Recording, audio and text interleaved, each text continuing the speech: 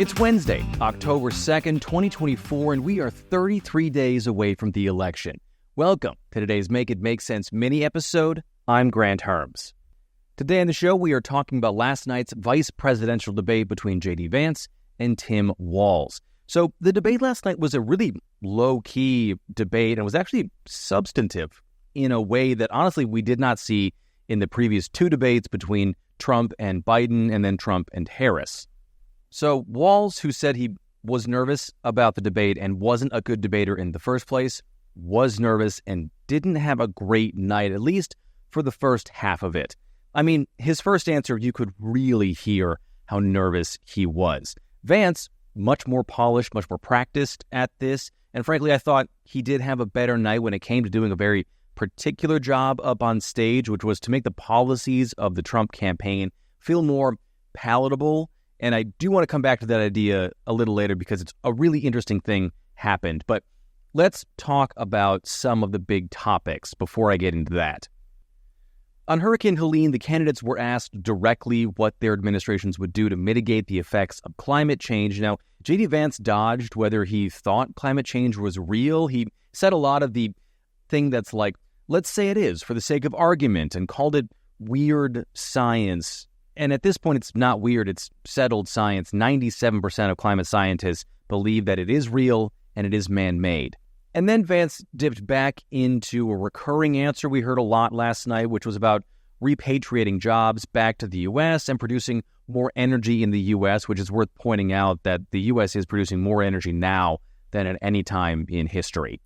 Walz talked about the Inflation Reduction Act when it came to climate change, which was what Harris cast the tie-breaking vote on. Now, that bill, which was called Inflation Reduction, was really the largest investment in climate change by any nation in global history. And he promised that a Harris administration would grow jobs and grow clean energy, saying the two weren't mutually exclusive. Up next was immigration, and this was broadly the issue that Vance was, I think, really waiting for. Apart from the pseudo-populist economics of the Trump campaign, immigration is the Trump campaign. Vance lied about there being 20 to 25 million undocumented immigrants in the U.S. right now. Like I said in last week's full episode on Friday, that actual number from most credible sources is about 11 million undocumented immigrants. The high end of those estimates is at about 15 million. He also made things up about the flow of guns into the U.S. from Mexico. It's actually the other way around. Cartels are crossing the border and then buying guns in the U.S. and then bringing them back into Mexico because it's easier to buy a gun in the U.S. than it is in Mexico. But it was also here that Vance did something that he would do all night, which was start dropping the Biden from Biden-Harris administration, just saying Harris administration. You started to hear him say that quite a bit, which is a bit of rhetorical polish, right? It's a little bit of rhetorical gymnastics, trying to make it sound like Harris was in charge of a lot more of the Biden administration than she actually was, because vice presidents don't wield a lot of power. Vance did that so often that it did start to make me think that he might think the VP is more involved than they usually are, unless your name is Dick Cheney. But it was an interesting thing that he continued to do throughout the night. Now, Walz laid out Harris's plan for immigration, which is that bill that was in Congress that was killed. Again, if you don't know what I'm talking about, go back and listen to last week's full episode from last Friday. It was the sweeping bill that would have allowed major changes to immigration into the country and the asylum program. Now, that was killed by Republicans at Donald Trump's request, even though it was written by a Republican, and it was killed so the Democrats wouldn't get a win in an election year. But Walz's answering style, compared to Vance, was still really shaky. Like I said, he was a guy who was clearly nervous to be on that stage. And it was here in this topic that we got our first clash of the night. And it wasn't between Walz and Vance. It was more between Vance and the moderators. Vance has been using this line lately at rallies that immigrants who are allowed into the country legally under what's called temporary protected status, which has been around for almost 35 years now, and then who now use an app to apply for that, are illegal immigrants by any other name, which that isn't true. Vance has been using that line to talk about Haitian immigrants in Ohio, calling them illegal. Now, the moderators clarified they weren't illegal, and Vance got upset that they did a fact check when they said they weren't going to be fact checking during the debate. So that launches this back and forth. Walz gets involved to set the record straight, and then the mics get muted, which CBS did reserve the right to do if things got out of hand. Here is that moment. Thank you. Senator, we have so much to get to. Margaret, I think it's important because we're going to turn now to the economy. Thank you. Margaret, the rules were that you guys weren't going to fact check. And since you're fact checking me, I think it's important to say what's actually going on. So there's an application called the CBP One app where you can go on as an illegal migrant, apply for asylum or apply for parole and be granted legal status at the wave of a Kamala Harris open border wand. That is not a person coming in, applying for a green card and waiting for 10 years. That is the facilitation of illegal immigration, Margaret, by our own leadership. Thank you, Senator, for describing the legal process. We have so much to get to, Senator. Those laws have been on the books since 1990. Thank you, gentlemen. The CBP One app has not been on the books since 1990. It's something that Kamala Harris created, Margaret. Gentlemen, the audience can't hear you because your mics are cut. Not a great look for JD Vance, and it was really the first bit where he let his mask slip a little bit. And I'm going to come back to Vance's code switching at the end of this. They moved on to the economy from there, and again, I've talked about their plans on both sides, but Vance really tried to lay out that the previous Trump administration was an economic boom time, which it wasn't, even if you factor out COVID.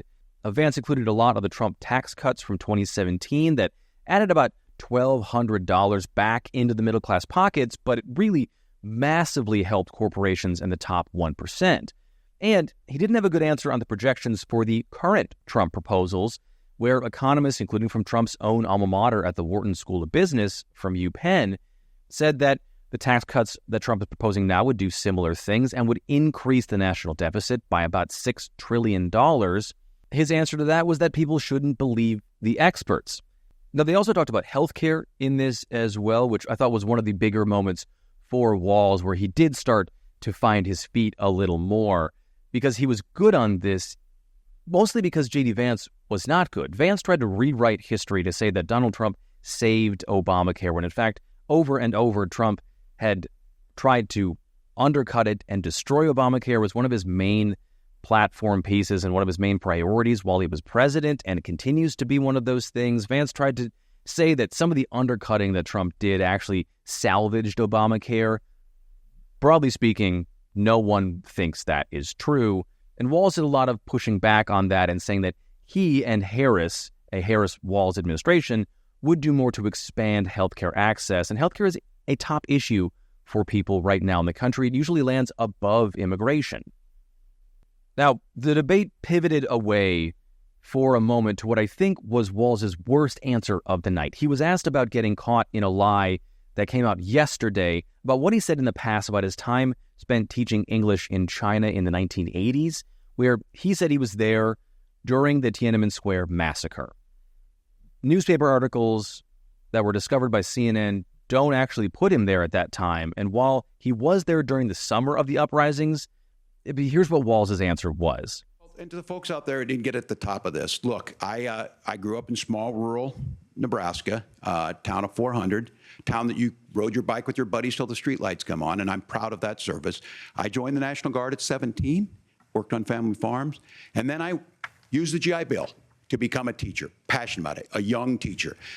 My first year out, I got the opportunity in the summer of '89 to travel to China. 35 years ago, be able to do that. I came back home and then started a program to take young people there. We would take basketball teams, we would take baseball teams, we would take dancers, and we would go back and forth to China. The issue for that was to try and learn. Now, look, my community knows who I am. They saw where I was at. Look, I will be the first to tell you, I have poured my heart into my community. I've tried to do the best I can, but I've not been perfect, and I'm a knucklehead at times, but it's always been about that. Those same people elected me to Congress for 12 years. And in Congress, I was one of the most bipartisan people, working on things like farm bills that we got done, working on veterans benefits. And then the people of Minnesota were able to elect me to governor twice. So look, my commitment has been from the beginning to make sure that I'm there for the people, to make sure that I get this right. I will say more than anything, many times I will talk a lot, I will get caught up in the rhetoric, but being there, the impact it made, the difference it made in my life, I learned a lot about China. I hear the critiques of this. I would make the case that Donald Trump should have come on one of those trips with us. I guarantee you he wouldn't be praising Xi Jinping about COVID. And I guarantee you he wouldn't start a trade war that he ends up losing. So this is about trying to understand the world. It's about trying to do the best you can for your community. And then it's putting yourself out there and letting your folks understand what it is. My commitment, whether it be through teaching, which I was good at, or whether it was being a good soldier or was being a good member of Congress, those are the things that I think are the values that people care about. Governor, just to follow up on that, the question was, can you explain the discrepancy? All I said on this is I got there that summer and misspoke on this. So I will just, that's what I've said. So I was in Hong Kong and China during the democracy protests went in. And from that, I learned a lot of what needed to be in governance. So it was a pretty big failure of the campaign and of Walz himself not to have a good response to this ready to go. Because, of course, that question was going to get asked. And it's been a pattern of Walz getting caught in stretching the truth on his resume and then saying that he's a knucklehead. I don't know if that's good enough for a lot of people. But after that, the debate moved into abortion, which is where Walz really did find his footing the most. Walz was able to lean on when he signed the first law protecting abortion access in the U.S. after Roe v. Wade fell. There was some back and forth about that law because there aren't restrictions on abortions in that law, and Vance claimed that doctors were allowing babies to die if they were born alive after a botched abortion, which, to be absolutely clear, isn't a thing. Doctors in Minnesota have a duty to render aid already on the books. It was a part of the law when it was written, and then the language was updated to be more specific. And then, for something like that, a viable fetus outside the mother's body after an abortive procedure gone wrong, that is an extreme circumstance in which extraordinary medical measures had to be taken or had to go awry. And honestly, during the live fact check last night, I wasn't able to find a single credible case of it happening. But back to Walz, he used some really tragic personal stories that have been in the news to illustrate issues with allowing states to decide abortion access rights, and then turned that into saying the Harris administration would work to make choice more accessible and motherhood affordable to women, which meant protecting reproductive care access, but also veered into the child tax credit plan that Harris has proposed. Vance talked about the child tax credit too. He also talked about something along the lines of the cost of child care, but it came across more as like paying people in the community or like paying that child's grandparents to do child care. I think, honestly, it was pretty muddy, and I was kind of shocked he didn't have a better answer at this. He also talked about IVF a little bit too, but it wasn't a huge issue in his answer. Vance did lie about supporting a national abortion ban. He said that he supported a national minimum, like a 15-week ban for abortion, which is still a ban on abortion. But also 2 years ago, he said that he supported making abortion illegal across the board and hasn't denied that since. It was also here that we got our first interjection from Trump in the night. He said on Truth Social, which is his social media site, that he wouldn't support a national abortion ban under any circumstances and said he would veto it. Now, back on stage, the debate went back and forth on housing and on guns and a couple other issues, and if you want to know their answers, then you should go watch the live fact check I did. It's up right now on the Make It Make Sense Substack. But I want to get into maybe what was the moment of the night. It just happened to come at the very end, which was, I think, a disservice to voters. This isn't a media criticism podcast. I've said that before, but the debate was supposed to be 90 minutes long, and it ran long. So if you went to bed at 10:30, you missed this. The question was about January 6th. Vance said that Trump peacefully gave over power, which we know just isn't true. Trump plotted to overturn the election. He fought to undermine it. He fought to overturn it in court. He told supporters to fight like hell or they wouldn't have a country anymore, among a lot of other things. And a deep and thorough investigation by a congressional committee found that he was responsible for the attack on January 6th. Now, Walz straight up asked Vance if Trump lost the 2020 election, and this is how that went. Conversation they want to hear. And I think there's a lot of agreement, but this is one that we are miles apart on. This was a threat to our democracy in a way that we had not seen. And it manifested itself because of Donald Trump's inability to say. He is still saying he didn't lose the election. I would just ask that. Did he lose the 2020 election? Tim, I'm focused on the future. Did Kamala Harris censor Americans from speaking their mind in the wake of the 2020 COVID situation? That is a damning non-answer. It's a damning non-answer for you to not talk about censorship. So that was the moment in the debate, because it wasn't just asking about what happened then, but it was about what might happen now. Trump has already been laying the groundwork for another run at undermining an election should he lose. And while a lot of the groups that were involved in January 6th are much weaker now, the danger is still there. And Vance's sort of too smooth answer here gets to the overarching themes of the debate. First of all, it was incredibly civil, especially compared to the last 9 years of debates that we have seen when Trump has been on the stage. Both Walz and Vance were like painfully Midwestern. They were likable, they were relatable, they were congenial, which was the word that I kept using last night toward one another. In a way, it was a little refreshing to have at least some substance or some veneer of that on a national stage. But the other side of that coin, and this was the takeaway for me, was that wasn't the JD Vance that we have seen in the nearly 60 interviews he's done since becoming the VP nominee, nor in the hours of right-wing podcasts, interviews, and speeches that had been unearthed since he sort of made this hard right, make America great again turn. That guy has been an attack dog, and that guy has been out on the fringe, and that's why code switching is in the title of this episode. And if that's a new term to you, it just means the ability of somebody to change the way that they speak or their mannerisms to fit the environment they're in, to let the people around them know that they're one of them. And in this case with Vance, it was him trying to tell a broader American audience that he wasn't this far-right, deeply online, cat lady hating weirdo that we've seen during this campaign. He wanted to come off as relatable and likable and even to a certain extent presidential. And that might have been the case in a few moments, like when Walz said that his son witnessed a school shooting. Vance took the time to connect with Walz on that, show some sympathy. But most of Vance's performances in that way, I think, rang hollow. And we'll talk about polling here in a second, but most American people did too. Vance did do, like I said before, a good job of tempering the Trump message. So much so that the Wall Street Journal editorial board, which is pro-Trump and that Trump reads all the time, put up this opinion article saying that JD Vance was more presidential seeming than Trump, which is not going to do Vance any favors with his running mate, who has already been upset with him for outshining or stealing headlines in the past. But I think the really telling thing about what voters took away from this sort of folksy face-off was that voters found Walz to be more believable, and they saw through JD Vance's code switch. A flash poll from right after the debate from CBS found that 42% of people thought that Vance won the debate compared to 41% who thought that Walz did, so essentially tied there. But when it came to who was more likable, Vance went from a -22 to a -3. A big swing there, but still, not above zero. Walz went from a +13 to a +37.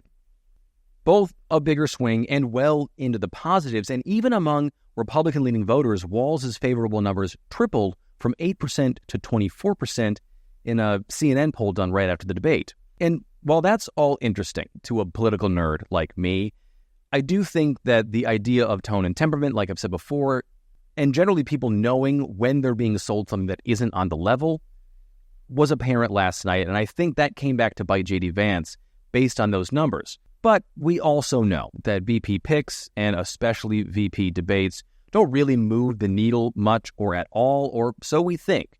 Now, 91% of Harris voters said they weren't changing their minds after this debate. 85% of Trump supporters said that.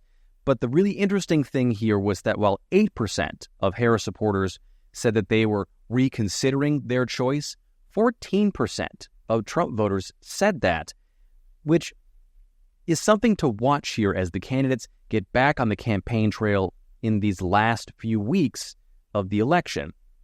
Finally, this debate is going to be the last thing we see side-by-side comparison of the two campaigns, at least right now. Harris has accepted a debate invite on CNN for October 23rd.